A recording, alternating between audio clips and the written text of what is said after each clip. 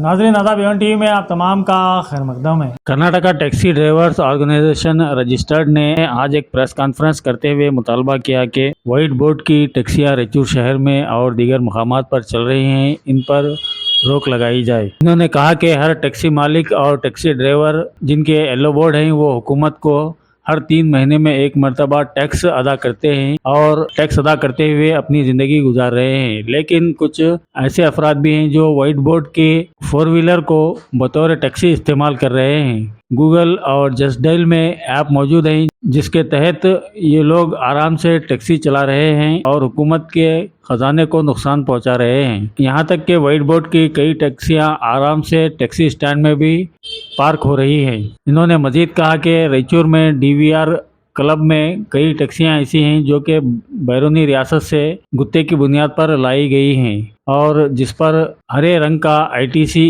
Sticker भी चस्पा है।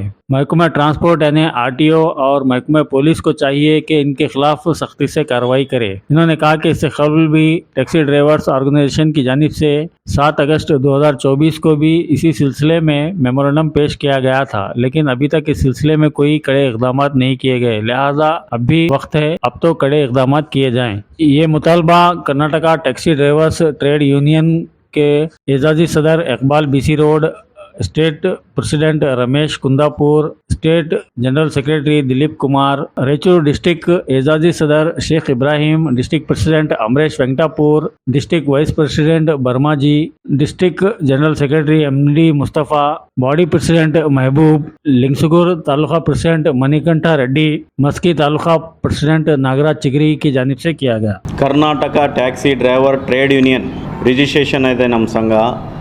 ಇದು ಸಂಘ ಬಂದುಬಿಟ್ಟು 7 ಸ್ಟೇಟ್ನಲ್ಲಿದೆ। ನಮ್ಮ ರಾಯಚೂರು ಡಿಸ್ಟ್ರಿಕ್ನಲ್ಲಿ ಮೊದಲಿಂದನೂ ಇದೆ। 4-5 ಸಾರಿ RTO ಅಧಿಕಾರಿಗೆ, SP ಅವರಿಗೆ, ಸಂಬಂಧಪಟ್ಟ ಅಧಿಕಾರಿಗಳೆಲ್ಲರಿಗೂ ಮನವಿ ಪತ್ರ ಕೊಟ್ಟಿದ್ದು, ಆದರೂ ಯಾವುದೇ ಕ್ರಮಗಳನ್ನು ಕೈಗೊಂಡಿಲ್ಲ। ಏಕೆಂದರೆ ವೈಟ್ ಬೋರ್ಡ್ ಹಾವಳಿ ನಮ್ಮ ರಾಯಚೂರು ಡಿಸ್ಟ್ರಿಕ್ನಲ್ಲಿ 80% ಇದ್ದೇವೆ। ಏಕೆಂದರೆ ಯೆಲ್ಲೋ ಬೋರ್ಡ್ನವರು ಜೀವನ ಸಾಗಿಸುವುದೇ ಕಷ್ಟಕರವಾಗಿದೆ। ನಮ್ಮ ಯೆಲ್ಲೋ ಬೋರ್ಡ್ದವ್ರು ಏನಿದೆ ಅಂದರೆ 3 ತಿಂಗಳಿಗೆ ಒಂದು ಸಲ ಟ್ಯಾಕ್ಸ್ ಕಟ್ಟಬೇಕು, ಅದು ನಿಂತರೂ ಕಟ್ಟಬೇಕು, ನಡೆದ್ರೂ ಕಟ್ಟಬೇಕು। ಈ ವೈಟ್ ಬೋರ್ಡ್ ಏನಿದೆ ಅಂತಂದರೆ ಹೆಂಗೆ ಬೇಕಂಗೆ ಬಾಡಿಗೆ ಹೋಗ್ತಾರೆ। ನಮ್ಮ ಯೆಲ್ಲೋ ಬೋರ್ಡ್ಗಳಿಗೆ, ಡ್ರೈವರ್ಗಳಿಗೆ, ಮಾಲಕರಿಗೆ ಭಾಳ ಹೊಡೆತ ಬಿದ್ದಿದೆ। ಯಾಕಂದರೆ ನಾವು 17 ಕಿಲೋಮೀಟ್ರ್ ಹೋದರೆ ತೆಲಂಗಾಣ, ಈ ಕಡೆ 30 ಕಿಲೋಮೀಟ್ರ್ ಹೋದರೆ ಆಂಧ್ರ TP ಕಟ್ಟಬೇಕು। TP ಕಟ್ಟಕ್ಕೆ ಆಗಲಾರದೆ ವೈಟ್ ಬೋರ್ಡ್ಗಳ ಮೇಲೆ ಸಾರಿಗೆ ಮಾಡ್ತಿದ್ದಾರೆ ಪ್ರಯಾಣಿಕರು। ನಮ್ಮ ಯೆಲ್ಲೋ ಬೋರ್ಡು TP ಕಟ್ಟದಾಗಲಾದ ಮನೆಯಲ್ಲಿ ನಿಂದಿರಿಸಿ ಟ್ಯಾಕ್ಸ್ ಕಟ್ಟಿ ದುಡಿಮೆ ಮಾಡುತ್ತಿದ್ದಾರೆ। ಈ ಸಂಬಂಧಪಟ್ಟ ಅಧಿಕಾರಿಗಳು, ಸಾರಿಗೆ ಇಲಾಖೆಯವರು ಯಾವುದೇ ಕ್ರಮ ಕೈಗೊಳ್ಳುತ್ತಿರಲಿಲ್ಲ। ಬೆಂಗಳೂರಿನ ಹೆಡ್ ಆಫೀಸ್ಲಿಂದ ಎಲ್ಲ ಅಧಿಕಾರಿಗಳಿಗೆ ಪತ್ರ ಕಳಿಸಿದ್ದಾರೆ, ವೈಟ್ ಬೋರ್ಡಿನ ಆದೇಶ ಕೊಟ್ಟಿದ್ದಾರೆ।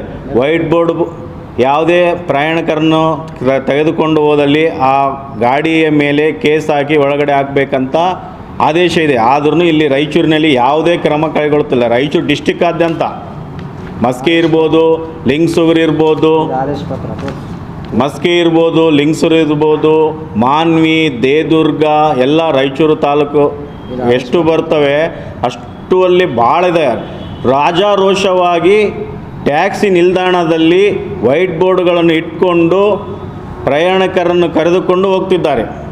ಸರ್ಕಾರದ ಆದೇಶ ಇಲ್ಲ, ನೀವು 1 ವರ್ಷದಿಂದ ಇದು ಕಷ್ಟಪಡ್ತಾರೆ, ನೀವು ಯಾಕೆ ಆ್ಯಕ್ಷನ್ ತಗೊಳ್ಳಿಲ್ಲ? ಪೊಲೀಸ್ ಅಧಿಕಾರಿ, RTO ಅಧಿಕಾರಿ ಅವರಿಗೆ ಯಾವುದಲ್ಲ ಯಾಕೆ ಆ್ಯಕ್ಷನ್ ತಗೊಳ್ಳಿಲ್ಲ? ಯಾಕೆ ಆ್ಯಕ್ಷನ್ ತಗೊಳ್ತಾರೆ ನಮಗೂ ಅರ್ಥ ಆಗ್ತಾ ಇಲ್ಲ। ನಾವು ಸ್ಟೇಟ್ ಲೆವೆಲಲ್ಲಿ ಸ್ಟ್ರೈಕ್ ಮಾಡಿದ್ದೀವಿ। ಇದೇ ರೀತಿ ಮುಂದುವರೆದರೆ ನಾವು ಕರ್ನಾಟಕ ಡ್ರೈವರ್ ಟ್ರೇಡ್ ಯೂನಿಯನ್ ವತಿಯಿಂದ RTO ಆಫೀಸಿಗೆ ಮುತ್ತಿಗೆ ಹಾಕಿ ಬೀಗ ಹಾಕುವ ಬೇಕಂತ ನಿರ್ಧಾರ ಮಾಡಿದ್ದೇವೆ। ಸರ್ಕಾರದ ಆದೇಶ ಪತ್ರ ಈ ನಮ್ಮ ಸಂಘಕ್ಕೆ ಶ್ರೀಚಕ್ರ ಆಟೋ ಚಾಲಕರ ಸಂಘನೂ ನಮಗೆ ಬೆಂಬಲ ಕೊಡ್ತೇನೆ ಎಂದು ಭರವಸೆ ಕೊಟ್ಟಿದ್ದಾರೆ। ನಾನು ಜಿಲ್ಲಾ ಶ್ರೀಚಕ್ರ ಆಟೋ ಚಾಲಕರ ಸಂಘ ಮತ್ತು ಮಾಲಕರ ಸಂಘದ ಅಧ್ಯಕ್ಷರಾದ ನಾವು ಬಸವರಾಜ್ ಅಂತ, ಇವರುಗಳ ಸಮಸ್ಯೆ ಭಾಳ ತೀವ್ರವಾಗಿದೆ ಸರ್। ಯಾವ ರೀತಿ ತೀವ್ರವಾಗಿದೆ ಅಂದರೆ ನಿಂದ್ರಿಸಿನೂ ನಾವು ಗೌರ್ಮೆಂಟಿಗೆ ಅವರು ಶುಲ್ಕವನ್ನು ಕಟ್ಟಬೇಕಾಗ್ತದೆ। ಇದಕ್ಕೆ ಕಾರಣ ಏನಂದರೆ ವೈಟ್ ಬೋರ್ಡ್ನವ್ರು ಇವರಿಗೆ ಯಾವುದೇ ರೀತಿ ಕಿರಾಯಿಗಳು ಸಿಗ್ತಾ ಇಲ್ಲ, ಬಟ್ ಸಿಕ್ಕರೂ ಅವು ಸಣ್ಣ ಪುಟ್ಟು ಸಿಗ್ತಾವೆ. ಈಗ ಆಂಧ್ರಕ್ಕೆ ಹೋಗ್ಬೇಕಂದ್ರೆ ಈ ಕಡೆ 20 ಕಿಲೋಮೀಟ್ರ್, ಈ ಕಡೆ ಹೋಗ್ಬೇಕಂದ್ರೆ 20 ಕಿಲೋಮೀಟ್ರ್.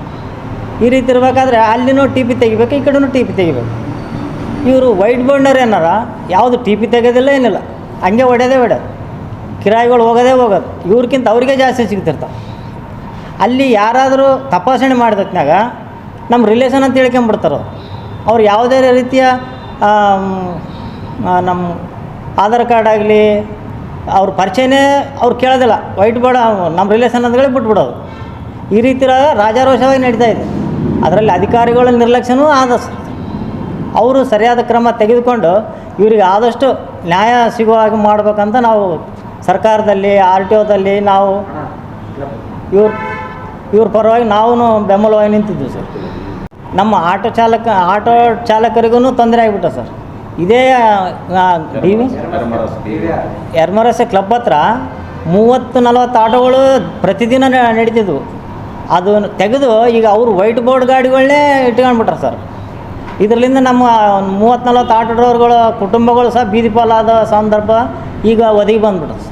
ಅಧ್ಯಕ್ಷ, Karnataka taxi driver trading union.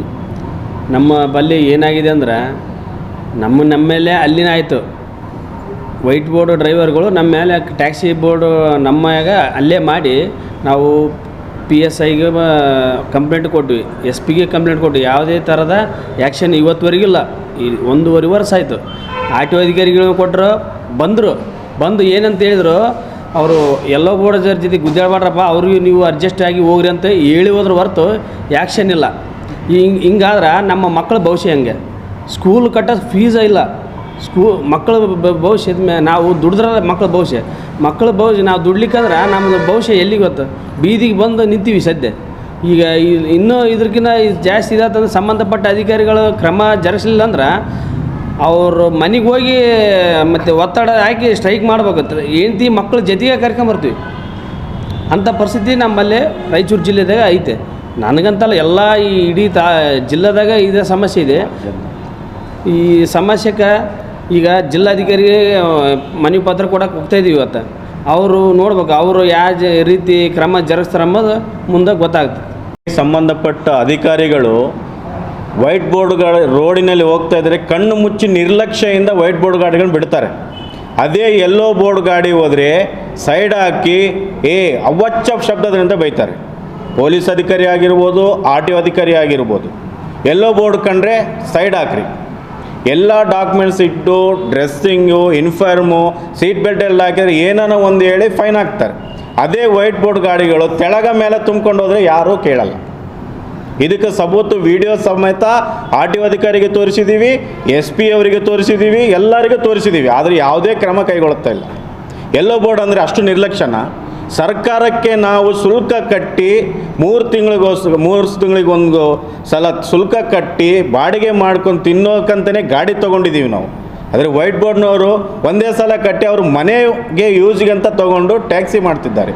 ಇದೇ ರೀತಿ ಮುಂದುವರೆದರೆ ಎಲ್ಲ ಬೋರ್ಡ್ ಚಾಲಕರು ರಾಜ್ಯಾದ್ಯಂತ ಪ್ರತಿಭಟನೆ ಮುಂದುವರಿತೇವೆ. ಇಲ್ಲ ಯಾವುದೇ ಕ್ರಮ ಕೈಗೊಳ್ಳೋದಂದರೆ ರಾಯಚೂರಿನಾದ್ಯಂತ, ನಮ್ಮ ರಾಯಚೂರಿನಲ್ಲಿ ಗಡಿ ಭಾಗ ಇದೆ, ಹೈದರಾಬಾದ್ ಕರ್ನಾಟಕ ಗಡಿ ಭಾಗ. ಇದೇ ರೀತಿ ಮುಂದುವರೆದರೆ ಸುಸೈಡ್ ಮಾಡ್ಕೋಕ್ಕೂ ರೆಡಿ ಇದ್ದೀವಿ ನಾವು.